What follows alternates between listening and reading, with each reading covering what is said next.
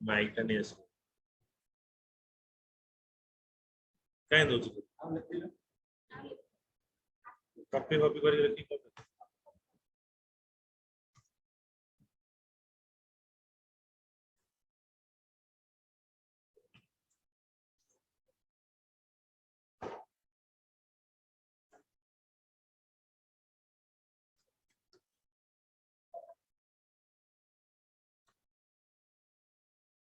it is a frame file edit help serial. These are the menu item. File, new, save, load, quit, persistent. Okay. Then इसके अंदर ही सिर्फ menu item है। ये सारा जो file edit help है ये सब मेनू है। तो मेनू कैसे ऐड होगा यहाँ पर देखो।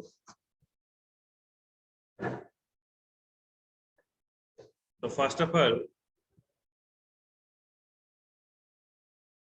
public class sample menu implement action listener and item listener. So two type of listener were added, action listener and item listener. Private frame F, frame का ऑब्जेक्ट F है, मेनू बार MB, private menu M1, menu M2, menu M3, 3 menu and 5 menu item were added.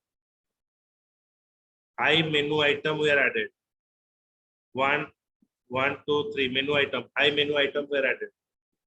Okay. Then another is checkbox menu item. So it is called the checkbox menu item. Persistent is selected. Persistent is deselected. See that when you choose any menu, आप जो भी मेनू choose कर रहे हो उसका दिखा रहा है। देखो persistent selected, अगर फिर से मैं यहाँ पर सिलेक्ट किया तो ये क्या दिखाया, persistent deselected. ओके, अभी मैंने यहाँ पर यूज किया न्यू, तो यहाँ पर क्या दिखाया, button new pressed. Okay, then file save, तो ये दिखाया बटन सेव प्रेस्ड. ओके, तो जो बटन आप यूज कर रहे हो तो वही बटन आपको दिखा रहा है.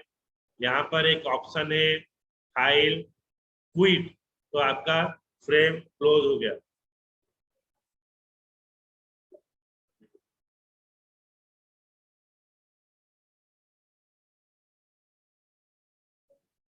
तो देखो इसके लिए पहले मैंने क्या किया, मैं एक क्लास बनाया, implement action listener and item listener. जो आइटम जो आप चूज कर रहे हो ना, तो मेनू के अंदर फाइल के अंदर जो जो आइटम दिखा रहा है वो आइटम लिसनर है. फ्रेम एफ ऑब्जेक्ट, मेनू बार MB, मेनू M1, मेनू M2, मेनू M3, और जो 5 मेनू आइटम है यहाँ पर ऐड किया, menu item MI1, menu item MI2, menu item MI3, menu item MI4, checkbox menu item MI5. ये सब 5 मेनू आइटम है. उसके बाद मैं frame menu MB is equal to new menu bar, ये हो गया मेनू. मेनू जो मेनू आपको दिखा रहा है और जो मेनू आइटम है फाइल एडिट हेल्प, ये तीनों मेनू मेनू है. मेनू के अंदर मेनू सब कहां पर ऐड होगा, मेनू सब मेनू बार में ऐड होगा. तो यहाँ पर मैंने दिखाया MB.add M1, MB.add M2, then set help menu M3. Okay, उसके बाद मैंने यहाँ पर स्टोर किया न्यू, सेव, लोड, क्विट, ये सब हो गया मेनू आइटम. ओके, ये सब हो गया मेनू आइटम. उसके बाद सारा मेनू में मैं एक एक्शन लिसनर ऐड किया. So in every menu I am adding the action listener. जैसे कि एक्शन लिसनर में क्या होगा, जब हम कोई भी मेनू ऐड करते हैं तो उसका एलिमेंट ये शो करेगा.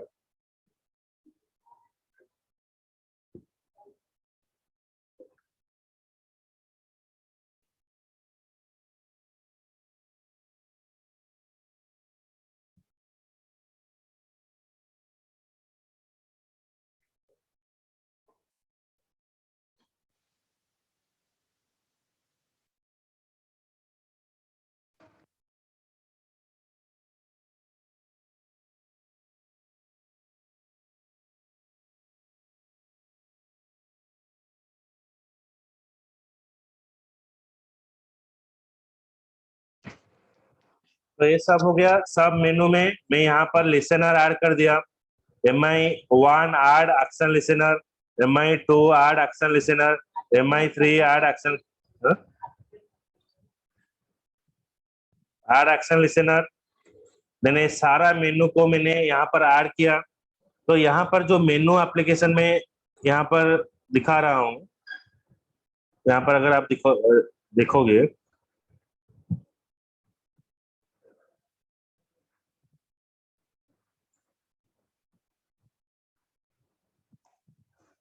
ये वाला मेनू में एक चीज यहाँ पर है, देखो यहाँ पर एक बार दिखाया है, मतलब सेपरेट किया है। ये मेनू कैसे सेपरेट होगा? मेनू को सेपरेट करने के लिए यहाँ पर एक चीज हमने यहाँ पर ऐड किया, M1.R सेपरेटर। तो ये सेपरेटर मेथड इसको सेपरेट कर रहा है। ओके, उसके बाद एक चेकबॉक्स मेनू आइटम है। चेकबॉक्स मेनू आइटम है, जो आप क्लिक करोगे वो चेक होकर दिखा रहा है। जब आप ऑन चेक करोगे तो ऑन चेक होकर यहाँ पर दिखाएगा। उसके बाद मैंने यहाँ पर फ्रेम का साइज डिफाइन किया और frame dot set visible to true define किया, जो आपका फ्रेम विजिबल होगा। तो यहाँ पर क्या है ना, action listener, action perform method मैंने ऐड किया। मतलब किसी भी ऑप्शन पर आप अगर आप चूज करोगे तो आपको वो दिखाएगा दैट बटन इज प्रेस। जब आप न्यू बटन आप चूज कर रहे हो तो आपको दिखाएगा new is choose pressed, okay, file is pressed. तो ये सब गेट एक्शन कमांड यहाँ पर दिखा रहा है। और यहाँ पर और एक यहाँ पर चीज है, देखिए a dot get action command dot equals to quit. अगर हम क्विट ऑप्शन को चूज कर रहे हैं तो ये आपको दिखाएगा system dot exit zero. System dot exit zero करने से जो आपका एप्लीकेशन ओपन होता है ऑटोमेटिकली क्लोज हो जाएगा। तो ये जो चीज है, जैसे कि आइटम सिलेक्ट, आइटम इवेंट हम जो डिफाइन कर रहे हैं, तो बाय डिफॉल्ट जो वेरिएबल में जो डेटा है वो दिखा रहा है डी सिलेक्टेड। अगर आप कोई भी ऑप्शन आप चूज कर रहे हो तो ये आपको दिखाएगा सिलेक्टेड। ओके, ये डी सिलेक्टेड, देन यहाँ पर सिलेक्टेड ऑप्शन यहाँ पर शो करेगा। सर ये दिस इसलिए यूज हो रहा है, ये जो इवेंट है ये बार बार हर एक एप्लीकेशन में यूज हो रहा है। मतलब आइटम के लिए यूज हो रहा है, एक्शन लिसनर के लिए यूज हो रहा है, सेम लिसनर के लिए यूज हो रहा है। तो यहाँ पर क्या हो रहा है,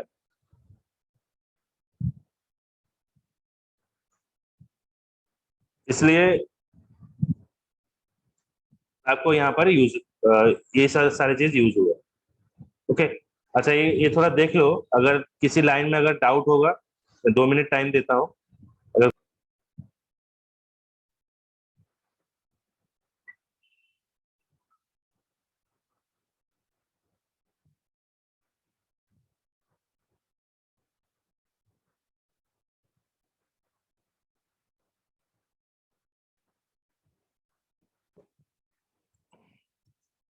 thread is what? Thread is A execution path within a program. Thread is called as execution path within a program. मतलब आप जब गेम खेल रहे होगे तो गेम में क्या होता है, आप एक जो एनिमी को गोली मारते हो तो बंदूक में धुआं निकलता है, गोली जाता है, दूसरे आदमी के ऊपर लगता है, उसका ब्लड निकलता है, वो गिर जाता है। नहीं तो उसका एक ब्लड लेवल होता है, एक गोली मारो एक ब्लड लेवल कम होगा, 3-4 मारो उसका ब्लड लेवल कम कम होकर ये मर जाता है। तो देखो एट ए टाइम एक एक्शन परफॉर्म हो रहा है लेकिन मल्टीपल वर्क हो रहा है। ओके, तो ये सब क्या होता है, that is happened because of the thread. So thread is called as the execution path within a program. एक प्रोग्राम के अंदर कौन सा प्रोग्राम कब एग्जीक्यूट होगा एक पाथ डिफाइन करता है, इसको बोला जाता है execution path. Let us understand this concept in details. The designer of the battlefield game shows the explosion by making the horse disappear, showing the smoke, and playing the sound of the explosion at the same time.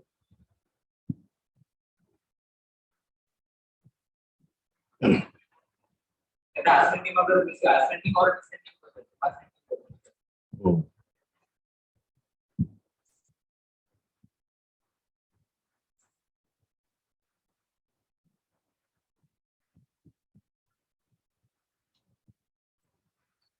देखो यहाँ पर बम फूटा, गुड़िया है वो गायब हो गया, धुआं निकला, आग भी निकला, तो एट ए टाइम कितना वर्क परफॉर्म हुआ, समझ में आया?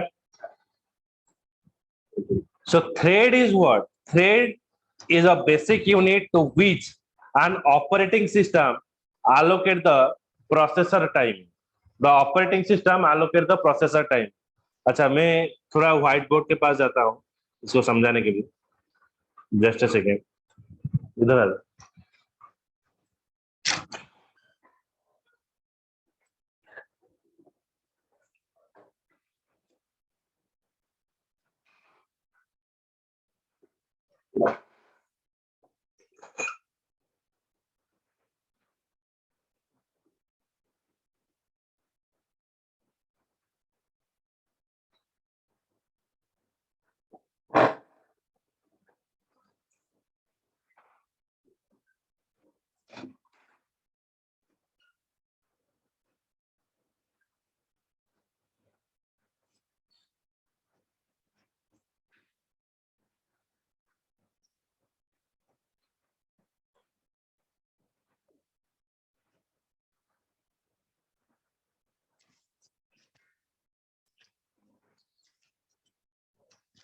देखो, जब आप ऑपरेटिंग सिस्टम में, आई एम ऑडिबल? और पिता प्रज्ञा,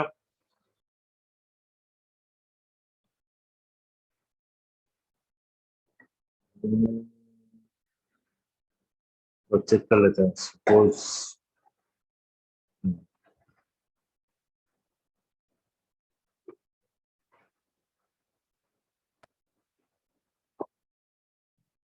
प्रज्ञा ମୋ କଥା ଶୁଭୁଛି? ଅର୍ପିତା କଥା କାହିଁ ଶୁଭୁନି?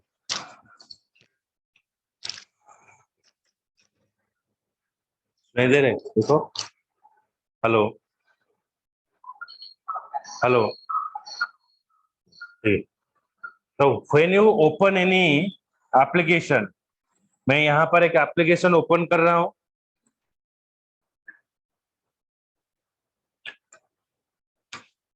जब मैं एक एप्लीकेशन ओपन किया, सपोज ये वर्ड डॉक्यूमेंट है, ये वर्ड डॉक्यूमेंट में छोटा छोटा बहुत काम होता है, जैसे कि फाइल लाइन नंबर काउंट होता है, लाइन नंबर काउंट एक होता है, ऑटो सेव होता है, एरर्स फाइंडिंग होता है। तो ये सारा चीज एट ए टाइम ये परफॉर्म होता है, means at a time the all the action is to be perform. ये सब यूज होता है by using a thread. Suppose word जब आप ओपन करते हो, ये 30 MB मेमोरी स्पेस लेता है। ओके, जब इसके अंदर ये जो प्रोसेस चलता है, लाइन नंबर, ऑटो सेव, ये भी कुछ मेमोरी लेता है। ये क्या दूसरा मेमोरी लेगा क्या? ये दूसरा मेमोरी नहीं लेगा। It is only sharing this memory. तो ये हो गया आपका प्रोसेस। वर्ड जब ओपन होता है, ये हो गया आपका process.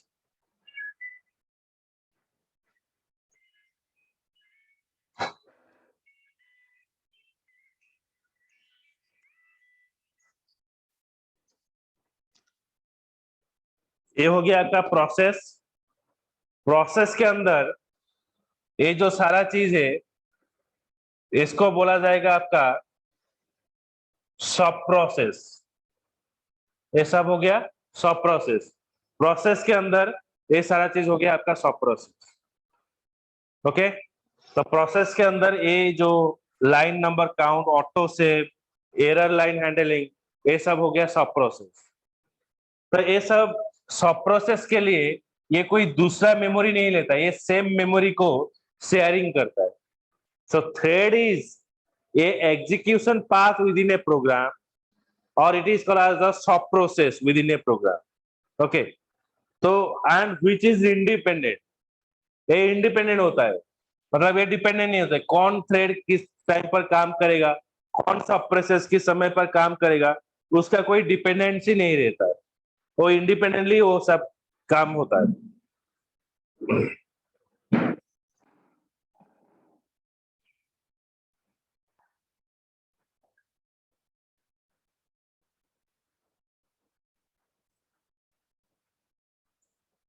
A process that is executed using one thread is known as single-threaded process. Thread is a basic unit to which an operating system allocate the processor time.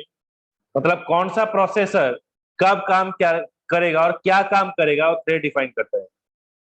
You can perform multiple tasks at the same time by using thread. A process that is executed using one thread is known as a single-threaded process. जो process एक ही thread को use करके काम कर रहा है वो single thread process होता है, मतलब एट ए टाइम सिर्फ एक ही काम होगा, इसको बोला जाएगा single threaded process. At a time अगर मल्टीपल काम होगा उसको बोला जाएगा मल्टी थ्रेडेड।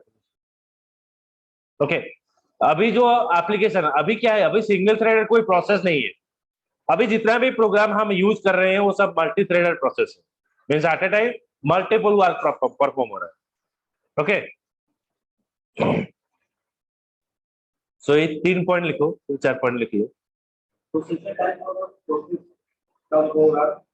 जब वार ओपन होता है, वार ओपन होने के लिए टाइम लेता है, और वार में जो काम आप करते हो उसको स्टोर करने के लिए भी टाइम होता है, प्रोसेसर टाइमिंग उसको बोला जाता है।